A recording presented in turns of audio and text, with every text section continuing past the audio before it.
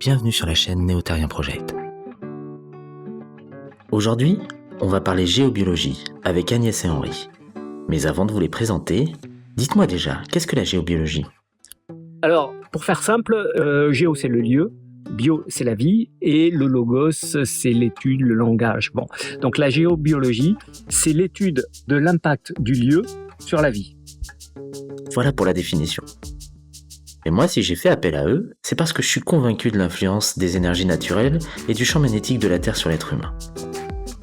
Alors pour être en parfait équilibre dans ce lieu et en totale harmonie avec le vivant, j'ai invité Agnès et Henri à étudier le terrain. Alors justement Agnès, qui es-tu ? J'ai grandi à la campagne, proche de la nature. Faut dire que dans les Ardennes, c'est relativement calme, donc les arbres, les oiseaux, les énergies, ressentir. À l'opposé de tout cela, j'ai réalisé une carrière militaire, électromécanicienne dans l'aéronautique, Marine nationale. Et aujourd'hui, cette passion du naturel, de l'électromagnétisme, de l'invisible, c'est ma vie. Et toi Henri ? À part être aimé et réussir ta vie, tu es qui ? Je me présente, je m'appelle Henri. Non, c'est pour déconner. Donc moi j'ai une formation d'œnologue, formé à Bordeaux, j'ai travaillé dans des grands châteaux. J'ai eu l'occasion par mon métier de développer ma sensibilité, notamment par le biais de la dégustation. J'ai été un jour confronté à la géobiologie, en étant aujourd'hui consultant en biodynamie, qui résonne avec toutes les énergies sur un produit vivant tel que le vin. Bien. Mais ici le vin, on le boit, on ne le fabrique pas. Donc, qu'est-ce que vous êtes venu faire ici ? Alors, chez Flood, on va s'intéresser tout particulièrement au réseau des vannes d'eau. On connaît l'eau sous la forme liquide, les sources, voilà. On connaît l'eau sous forme solide, la glace, ou sous forme de vapeur. Mais il y a une autre source d'eau qui est beaucoup moins simple à percevoir, c'est ce qu'on appelle l'eau morphogénique, c'est-à-dire qui génère la forme. Et toutes les formes que vous voyez sont en fait maintenues par une présence d'eau. Nous sommes de l'eau, on a l'habitude de le dire, à hauteur de 70%. Alors imaginez une plante, la terre qui est gorgée d'eau. Attends, je reprends. Donc, d'après Gilles Burling, biochimiste, ce quatrième état de l'eau, présent à l'intérieur des corps, structure et donne littéralement la forme à l'organisme. En effet, ce n'est pas la matière, la structure de mon corps qui donne la forme à l'eau, comme le ferait un récipient contenant du liquide. Sinon, on pourrait ressembler à ça. Mais c'est à l'inverse des forces électromagnétiques inhérentes à l'eau qui structurent la matière de mon corps. Selon Ling, cette structure repose sur les liens de type électromagnétique entre les molécules d'eau et les protéines du corps principalement. Nous y voilà. Les forces qui sont en jeu sont de nature fondamentalement électromagnétique. Toutes les cellules de mon être sont donc au diapason des ondes électromagnétiques qui m'entourent. Si elles sont bénéfiques pour mon corps, je serai d'autant plus vivant et en harmonie vibratoire avec elles. Mais inversement, si elles sont néfastes, ces ondes auront un impact sur mon corps. D'où l'intérêt de savoir où elles passent. Donc, nous sommes en communication et il y a des vibrations communes. Donc, on va s'intéresser à l'eau chez Flood parce que le vivant et nous sommes en intime relation avec l'énergie de ces eaux. D'accord, mais pour détecter tout ça, comment procédez-vous ? On procède tout d'abord à un balisage avec des mètres afin de pouvoir reporter précisément nos détections à l'antenne de l'échelle. Le fonctionnement de l'antenne par des longueurs spécifiques établit une résonance électromagnétique avec les réseaux recherchés. À vous regarder, ça semble assez facile. Mais pour avoir essayé, ça ne l'est pas. Il faut une bonne dose d'expérience.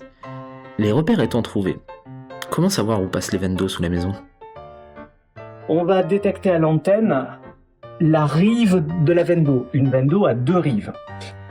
Sur la première rive, on va détecter en fait le frottement de l'eau qui est un conducteur électrique souterrain qui va déformer le champ électrique terrestre. Et c'est ce que l'on détermine à l'antenne qui plonge à cette distorsion électrique. On trouve ensuite la deuxième rive, donc on a les deux rives de la veine d'eau. Reste à savoir si cette veine d'eau est comme ça, comme ça, comme ça. Donc pour ça, on prend un peu de recul et on refait un balayage à une certaine distance du mur. Et là, on voit que je tombe sur un deuxième point ici. On a un point. Donc ça nous donne la direction de la veine d'eau. On n'a plus qu'à suivre le prolongement de la rive qui nous conduit à au deuxième point de l'autre côté. Donc on sait qu'on a une veine d'eau qui passe souterraine, qui passe ici, avec les deux rives de part et d'autre. D'accord. Maintenant que l'on sait où sont les veines d'eau, à quoi ça nous sert? En fait, sont liés à la veine d'eau plusieurs problèmes, entre guillemets. D'abord, l'eau, étant un conducteur électrique, va modifier le champ électrique terrestre. On y reviendra. Ce champ électrique terrestre modifié peut engendrer, si on passe du temps au même endroit, c'est-à-dire typiquement le lit, la chaise de bureau, le canapé, si on est sur une veine d'eau, ça peut modifier notre fonctionnement électrique et donc quelque part avoir des répercussions, fatigue au sens large. Ensuite, l'eau va avoir un mouvement et ce mouvement va entraîner les énergies. Bon, ça c'est pas moi qui le dis, ça a toujours été vérifié et les gens ont pour constater qu'ils dormaient bien sur une veine d'eau. Le problème, c'est qu'ils dorment bien parce que ça les vide d'énergie, mais le matin ils se réveillent fatigués, ce qui n'est pas forcément la bonne idée. Donc, ça, c'est les deux problèmes liés à la veine d'eau. Mais il y a un troisième souci. Le troisième souci, c'est qu'on a deux rives de veine d'eau. Donc, il y a forcément au milieu un point bas. Typiquement, c'est une faille, une zone de discontinuité dans l'écorce terrestre qui est creusée par la veine d'eau. Donc, la veine d'eau creuse. Et par cette faille va sortir un rayonnement qui vient du manteau de la Terre et qui est un rayonnement plutôt nocif. Alors ce rayonnement, on va le déterminer maintenant. Donc on change de longueur d'antenne et voilà. Donc l'antenne plonge ici. Voilà, on est là, typiquement. Voilà, un point rouge. Donc on peut vérifier que on avance jusqu'à un point qui est entre les deux points ici. Et donc, éviter de stationner durablement le lit, la chaise de bureau, le canapé, sur ce passage, ce rayonnement.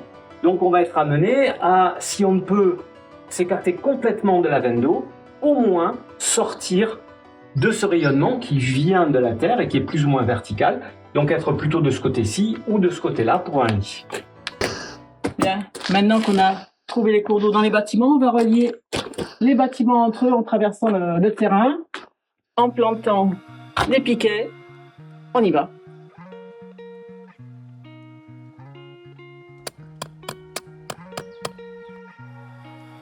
Après avoir quadrillé le terrain de long en large et avoir cherché toutes les veines d'eau, il continue à détecter les zones géopathogènes et perturbatoires de toutes les bâtisses, toujours dans le but de révéler le potentiel régénérateur du lieu.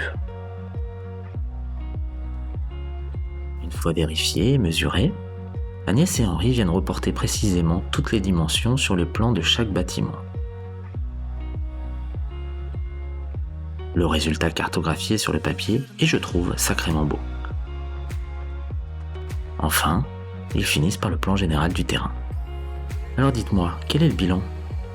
Alors voilà un peu la cartographie énergétique du lieu, sur lequel on a positionné les différentes veines d'eau qui relient les différents corps de bâtiments et qui passent dans tout l'ensemble du domaine.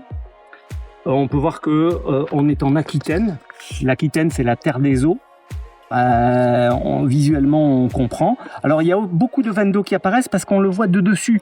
Elles sont pas toutes forcément au même niveau. Ça explique pourquoi il y en a autant avec la vue de dessus.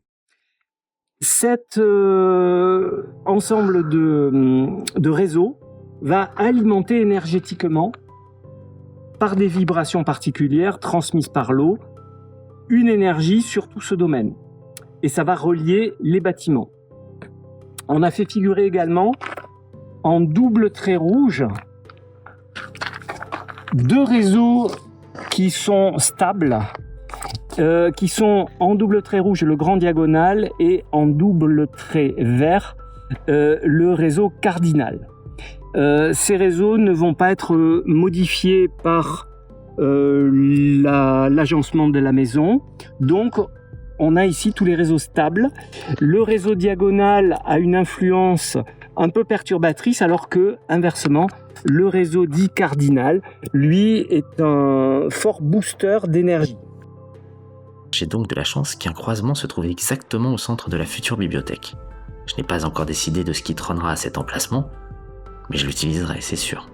De plus, une ligne positive traverse le bain nordique. Il y a fort à parier que cela rende l'expérience encore plus agréable. Je voudrais juste ajouter une chose, c'est qu'à l'époque, le puisatier, il est bien tombé. Et oui, le puits près de la maison de 25 mètres de profondeur que j'ai fait nettoyer me sera bien utile. J'y reviendrai.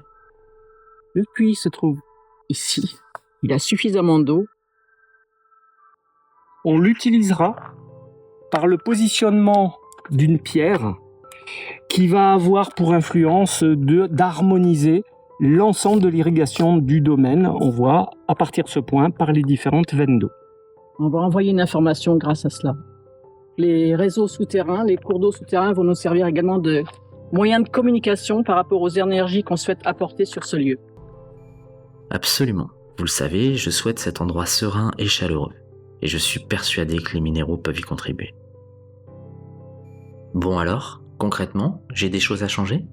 Ouais, alors là, par exemple, typiquement ici, on peut observer, c'est les veines d'eau que l'on a détectées tout à l'heure, on peut observer que le lit était prévu à cet endroit-là, mais que on a un croisement de veines d'eau qui va être exactement sur l'oreiller, là où c'est prévu.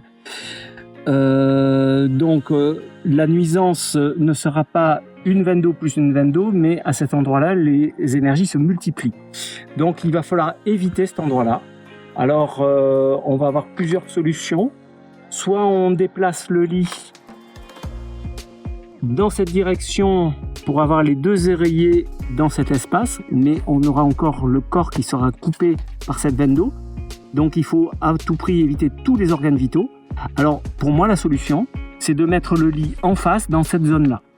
Voilà. Oui, et... on pivote et on met la tête de lit et les pieds là. Et là, on passe hors des veines d'eau. Et il faut lui dire maintenant, puisque les prises électriques prévues autour du lit, il va falloir les mettre en face. Donc c'est maintenant qu'il faut lui dire pour que l'architecte puisse faire les modifications. Exactement. Du coup, j'ai repris tous les plans, et notamment celui de l'annexe 2. J'ai dû changer l'intégralité du plan initial, car toutes les chambres étaient traversées par des veines d'eau mal positionnées. Nous verrons en détail ces plans dans une vidéo dédiée. Alors Claude, au point où on en est, prochaine étape, eh bien on reviendra après l'aménagement pour relever, détecter les réseaux qui sont dits flexibles et qui vont être affectés par le réseau de distribution électrique, par l'électroménager. Et ces réseaux sont flexibles et dans la mesure de la flexibilité, on pourra les écarter à nouveau des lits, des canapés et des chaises stratégiques. Et donc là, nous nous reverrons pour une prochaine vidéo sur ces réseaux donc flexibles que nous efforcerons de déplacer.